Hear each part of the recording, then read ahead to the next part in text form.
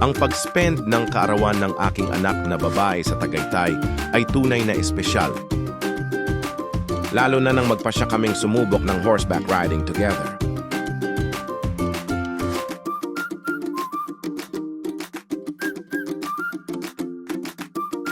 Habang inaalalayan siya sa kabayo, ramdam namin ang kasiyahan at excitement sa hangin.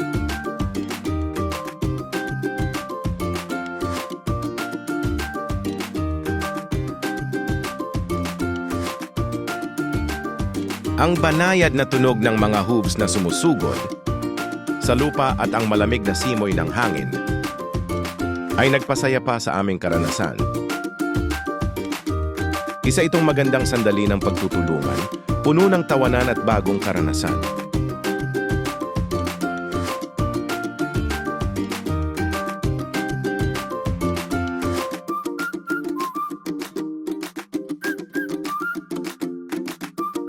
Ang makita ang ngiti sa mukha ng anak ko ay ginawa nitong perpekto ang lahat. Ang horseback riding experience naging isang hindi malilimutang handog para sa kanyang kaarawan.